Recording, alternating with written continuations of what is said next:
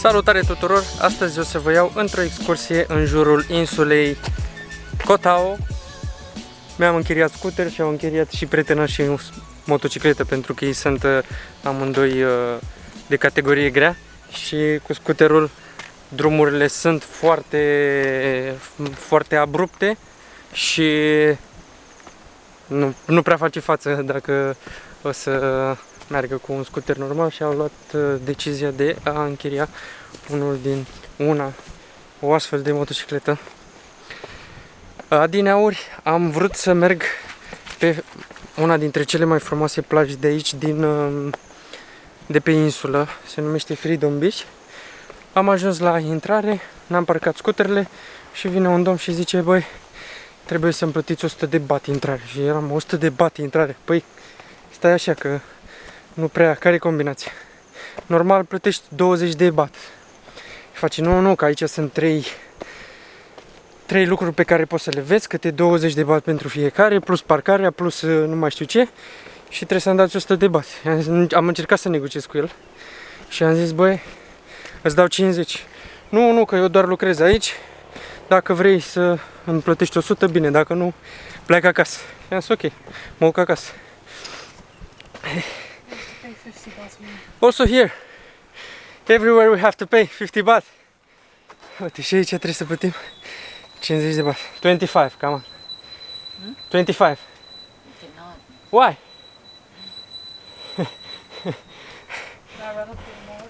Da, în fine, cam așa arată viewpoint-ul. O să văd zilele următoare dacă o să mă întorc să plătesc. Mi se pare ciudat. Faza e că eu pentru scuterul pe care l-am închiriat am plătit 500 de baht pe 7 zile. Deci am făcut o supraafacere undeva la 10 lei pe zi pentru un scuter de 125 de centimetri. Și aici, și în partea cealaltă, aici îmi cerea 50 de baht și în partea cealaltă 100 de baht. Păi, am plătit mai puțin scuterul decât trebuie să le plătesc lor. Așa că o să vedem. Dacă vreți să veniți aici, pregătiți-vă să vă, în ghilimele, jegmănească ăștia, pentru că o să vă ceară bani la toate colțurile. Văd că și în partea asta e o plajă mișto, undeva pe acolo. Stai așa că nu văd exact. Aici este un viewpoint, la fel, dar dubios. Parcă aș fi în Cambodgia și acolo la fel. Peste tot unde mergi îți cer ăștia bani la greu. În fine, vedem pe unde mergem. Am înțeles că este un Shark Bay se numește. Este un golf unde de obicei se găsesc rechinași. Nu rechinași de aia mai micuți. Poți să înoți acolo și că nu s-ar plăti. Sau dacă s-ar plăti normal, nu ca aici. În fine, mergem acolo să vedem care e treaba. Deci, dacă veniți aici, pregătiți-vă să cotizați la băieți, că altfel nu se poate. Ia, ce mai e pe aici? Și, de asemenea, dacă vreți să vă închiriați un scooter, ei au dat vă arăt imediat, hai că să nu mai zici că sunt nebun. Dacă vreți să vă închiriați un scooter, nu închiriați din port, pentru că majoritatea acolo au un preț de 150-200 de baht. Ăsta al meu așa e un pic cam jerpelit el, dar își face treaba. Adică nu e nou. Pentru 10 lei pe zi, eu zic că e foarte ok. Și asta și-au luat ei și plătesc 200 de baht pe zi. Cam așa arată locul unde vreau să vă duc acum, la acest viewpoint 360 de grade. Este deschis de la 9 dimineața până la 7 seara și ai și o cafenea, un loc în care să bei un suc, dacă vrei. Și, one second man, vă arăt imediat și aceste imagini și unde o să încercăm noi să mergem acum. Deci asta e Chalok Bay, unde suntem noi acum. Sunset, Sunrise și aici o să încerc să ajung acum. Dar vedem, sper să nu ne ceară și pe acolo câte 80-100 de baht. Am ajuns și pe această plajă, dar nu știu exact unde e. Văd că aici sunt ceva bungalouri. Și uite plaja. Cât de frumoasă e. Liniște, pace. Uite, ei au ajuns pe partea, eu m-am oprit un pic și am zis să văd priveliștea din această parte. Ce tare e bărcuța asta! Da, v-am zis, în acest golfuleț se văd de obicei foarte mulți rechini. Acum nu știu dacă e cazul. Se numește Shark Bay, probabil și din această cauză. Nu se plătește nimic. În momentul în care ajungi, e Shark Resort se numește, îți parchezi scuterul pentru că drumul este, deci nu vă exagerez, așa. Nu știu dacă aș fi putut să urc cu scuterul. Ei cu siguranță nu, pentru că din câte am observat, băi, și cu motocicleta asta de teren, care e de 150 de centimetri cubi, de-abia îi duce. Nu știu acum dacă o să facă față în zilele următoare și o să mergem în alte locuri unde se urcă așa. Nu știu dacă o să poată urca cu scuterul, dar o să se descurce cu scuter, cu motocicleta, că e chiar o motocicletă. Uite, trebuie să... Rocky Resort, Shark Bay, only this way, walk to the beach, room for rent, dacă vreți. Sunt și o grămadă de pescari, eventual dacă vreți să vă închiriați o bărcuță, să vă plimbați pe aici, puteți să o faceți liniștiți. Hotelul ăsta e închis, ca să știți, deci momentan nu e nimic deschis în această zonă. Și eu vreau să vă duc adineauri, fix aici în sus este un viewpoint. Nu ăla unde plăteam, celălalt, unde au cerut 100 de baht intrarea. Și am zis că no way. Așa că o să stăm puțin pe aici pe plajă, o să ne relaxăm, după care vedem unde mai mergem. O chestie pe care trebuie să o știți despre această insulă este că e al doilea cel mai ieftin loc din lume după Honduras, unde puteți face scuba diving, unde puteți învăța să faceți scuba diving. Primul, v-am zis, e în Honduras, dar nimeni nu se mai duce până acolo și e mult mai accesibil să veniți aici. În afară de scuba diving, snorkeling și plimbat pe plajă, altceva nu prea e ce să faci pe această insulă, mai ales acum că e virusul și nu mai sunt baruri, adică sunt foarte puține baruri deschise seara, închid la ora 10 sau 11, se închide tot, se trage cortina și toată lumea la culcare. Deci cam asta e. Koh Tao este locul perfect dacă vrei să vii și să te relaxezi, să te rupi de tot, să-ți încarci bateriile. E mult mai liniștită față de Koh Phangan și Koh Samui. Și când ești aici, timpul parcă trece altfel și nu-ți vine să te apuci de treabă, de nimic. Deci sunt aici de 2 zile și deja parcă vreau să las camera mai mereu în camera asta, în camera de hotel și să nu filmez nimic, doar să mă relaxez. Uitați și voi ce priveliște. Trec imediat pe cealaltă perspectivă, că probabil v-ați plictisit de atâtea momente cu mine. Puteți să vă închiriați și caiac aici, pe această insulă. Am fost acum câteva zile, se numește Koh Phangan. Dar e super, deci culoarea e foarte tare, culoarea apei e foarte tare și nu uitați dacă veniți aici să vă luați o mască pentru snorkeling, pentru că și aici, deci vedeți unde e apa mai verde turcoaz, e nisip. Pe partea asta, unde se vede deja mai închis, sunt corali și puteți să faceți snorkeling la cât sunt 10 metri, 5 metri de țărm. Puteți să faceți un pic de snorkeling și să vă uitați, să priviți peștii, rechinii și tot ce vreți voi. Sunt curios cât o costa un astfel de bungalow cu priveliștea asta. Ia, să vedem. Se vede înăuntru sau nu se vede înăuntru? Eu zic că se vede. Deci e închis, să nu încercați să-l căutați pe Booking, că momentan e închis. Uite, aici au ceva pernuțe, patul, minibar. Arată destul de drăguț. Și aici terasă să vă relaxați. Mișto. Și în spate, nu mai zic, uite cât de mișto arată. Probabil se duce undeva la 1000 de baht pe zi, dacă nu chiar mai mult.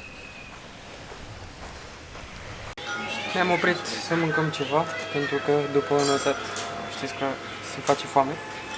Și eu mi-am luat tradiționalul pad thai, care arată ok, miroase ok. Acum să vedem dacă e și bun de ceva, nu?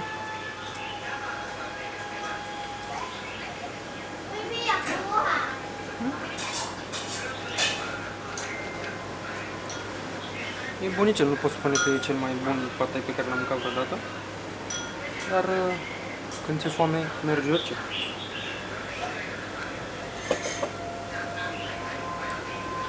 Așa că poftă bună celor care au ceva în fața lor și dacă nu aveți nimic în fața voastră, trageți de fugă la frigider și luați-vă ceva. Ne revedem imediat cu următorul loc. M-am oprit puțin pentru că vreau să vă arăt priveliștea. Uitați cât de frumos se vede. Aici este Coral View Resort, un resort de 4 stele mi se pare, arată super. Deci toată partea asta, nu știu dacă e deschis sau închis, nu vreau să risc să merg pe strada asta, după cum puteți observa, e destul de abrupt. Adineauri pusesem scuterul, îl pusesem în partea asta cu botul și s-a dus într-o parte, era să cad cu el. Dar priveliștea de aici e super. Eu o să merg, deci nu merg la Coral View Resort, o să merg la Sai Daeng Beach. Și adineauri, unde eram, este plaja de după colț. Prietena și au plecat acasă și să vă explic de ce. Era să cadă cu motocicleta, pentru că fiind foarte grei, el are undeva la 100 de kg aproape și ea, nu știu dacă e undeva la vreo 70, dacă nu chiar mai mult, de 80 de kg. Dar sunt amândoi înalți și sunt foarte grei și acea motocicletă pe spate, amortizoarele nu erau foarte ok. Au urcat pe o astfel de pantă, au încercat să urce și cu a întâia nu făcea față. Era să cadă, că au pus frână și s-au dus înapoi, pentru că fiind foarte abrupt, fiind așa, automat motocicleta se duce cu spatele și ea s-a speriat, na, fată fiind, și a zis, băi, mai bine ne întoarcem la resort.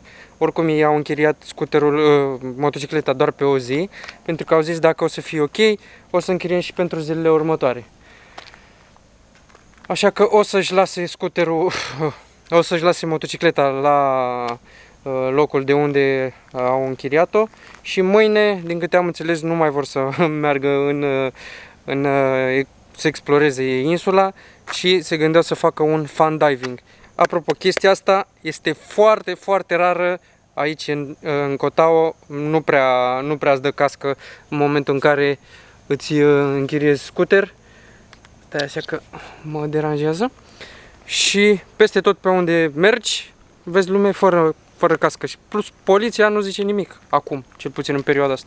Am văzut ceva filmulețe de acum vreo 2 ani și opreau ăștia, îi opreau pe turiști și le dădea amendă dacă nu aveau cască, ceea ce mi se pare normal. Dar aici, casca asta e un lux, ca să știți, pentru cei de acasă.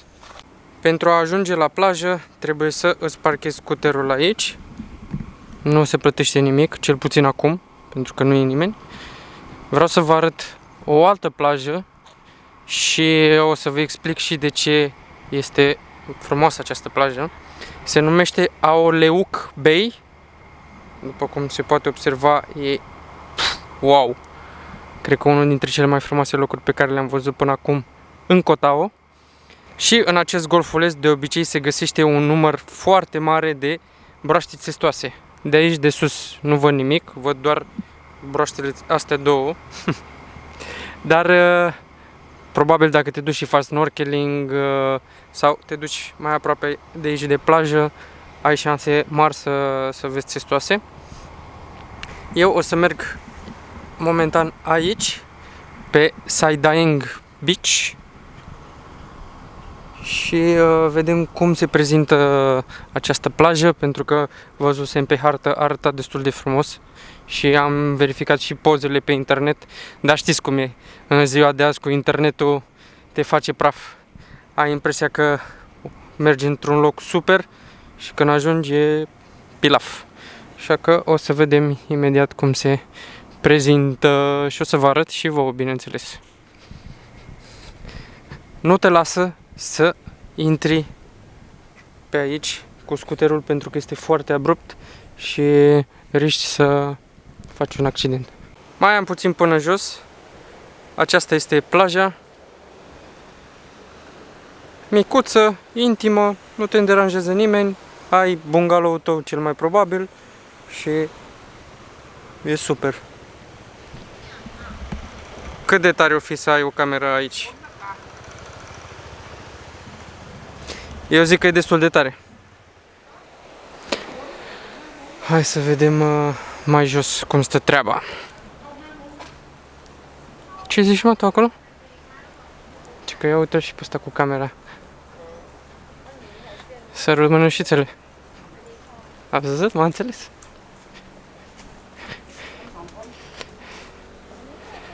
Aici este un restaurant și pe aici se coboară către plajă. Se vede clar că este o plajă amenajată de acest resort, pentru că în mod normal nu vezi astfel de condiții.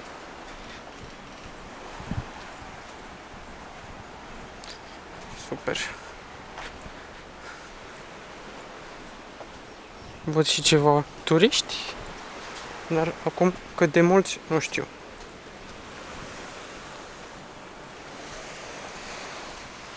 Ce e aici?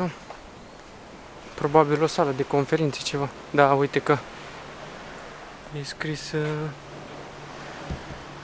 Sunt niște panouri din acelea pe care poți să scrii. Sai Daeng Beach Restaurant. Oh, super! I thought it was their bathroom. Ce mișto arată.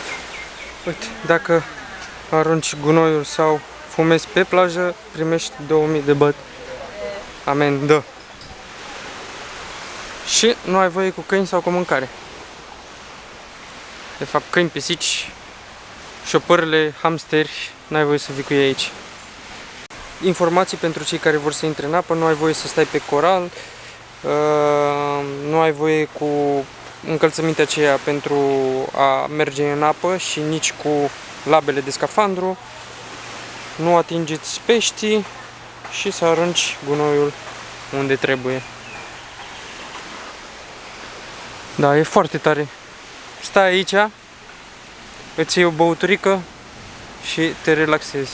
Exact ce vă ziceam eu, în momentul în care vii pe această insulă, nu-ți vine să muncești.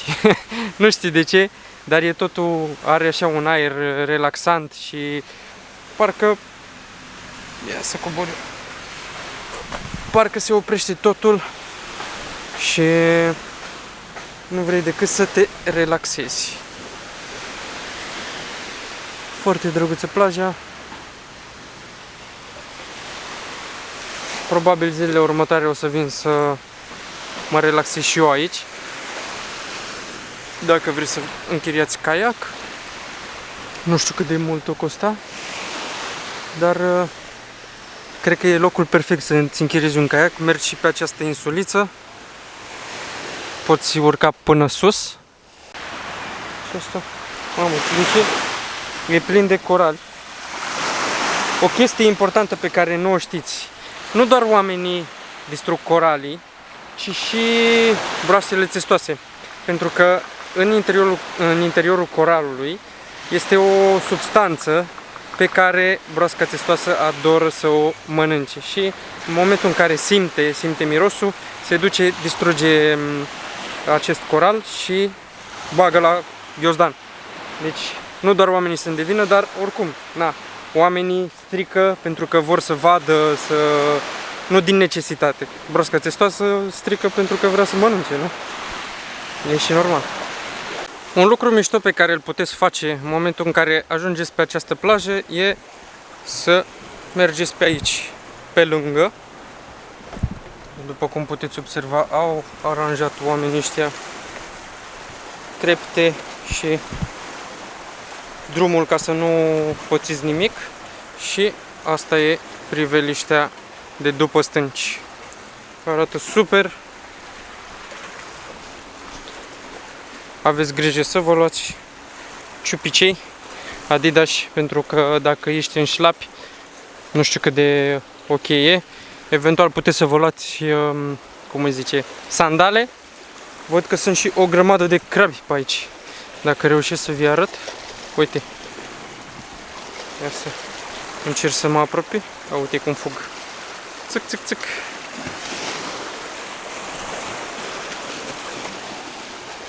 Dar nicio broască testoasă. Probabil se vede de pe această stâncă, se vede foarte frumos priveliște și o să o admirăm și noi. Din Coca-Cola. E băgat în ciment ca să fie sigur că nu cade lumea.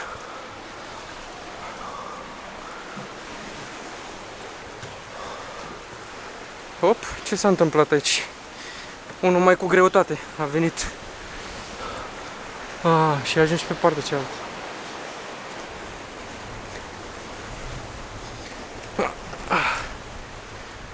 Mișto.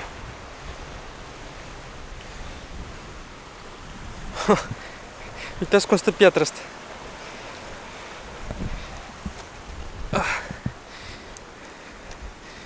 Ia să facem noi.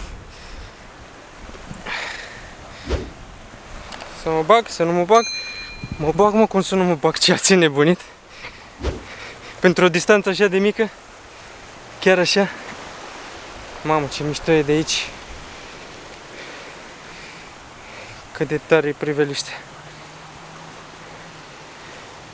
A meritat tot efortul, mă rog, efortul. Cred că ăsta e unul dintre locurile în care depui cel mai puțin efort, dar ai priveliștea asta. Ceea ce mie îmi place. Și, by the way, cred că v-ați obișnuit deja. În momentul în care ajung într-un loc nou, îmi place să îl explorez la maxim. Chiar dacă trebuie să trec prin astfel de locuri, să mă urc pe munți, pe dealuri. Ce ziceți, sărim? Sărim, uite, hop! Dar fac chestia asta pentru că am o asigurare foarte bună și în cazul în care, Doamne ferește, mi se întâmplă ceva, sunt acoperit total. În momentul în care ți se întâmplă, nu știu, ai probleme cu dinții sau poate să ți se întâmple orice, cei de la Heymondo, cei cu care am asigurarea, îți sunt la dispoziție 24 din 24, ai aplicația, vorbești direct cu ei, tu doar trebuie să plătești suma, prețul asigurării, după care nu mai plătești nimic. Nu e cum sunt celelalte asigurări, că o faci, plătești, nu știu, 100-200 de euro, după care, dacă ți se întâmplă ceva, trebuie să dai bani tot de la tine și cei de la asigurare îți dau banii înapoi. Nu, aceștia plătești o singură dată, după care, dacă ți se întâmplă ceva, îi suni, ai aplicație, doar le scrii, băi, mă doare măseaua, cum mi s-a întâmplat mie în Bangkok, sau nu mă simt foarte bine, trebuie să fac coronavirus test sau alte chestii, nu știu. Și ei o să contacteze un medic. Băi, am luat-o bine aici? Cred că am luat-o bine. O să contacteze un medic și o să te pună în legătură cu el. Nu trebuie să plătești absolut nimic. Dacă vrei să vă cumpărați să luați, să achiziționați o astfel de asigurare, intrați pe linkul de aici din descriere, o să primiți și o reducere de 5% din partea Travelabit. Băi, nu știu dacă am luat-o bine. Dacă am luat-o bine. Am obosit puțin. Dacă se iau ăștia de mine, le spun că am asigurare. Private. Deci mai sus nu avem voie? Se pare că nu avem voie. Este privat. Nici nu am cum să văd la viewpoint. Pe bune? Chiar așa obraznici? Da, e un restaurant. Din păcate, nu am cum să vă duc acolo. Ne întoarcem la scooter. Vreau să vă arăt chestia asta, cu toate că am zis că ne vedem direct la scooter. În 5 minute, soarele a dispărut, s-a înnorat imediat și acum vine ploaia. Normal, în această direcție se vedea insula Kopangan. Acum nu se mai vede nimic pentru că plouă de rupe. Iar eu trebuie să bag viteză ca să nu fiu prins pe aici de ploaia nemernică ce se anunță. Sper să fie ok, să nu plouă foarte mult. Fiind o insulă, de obicei nu durează foarte mult, dar nu se știe niciodată.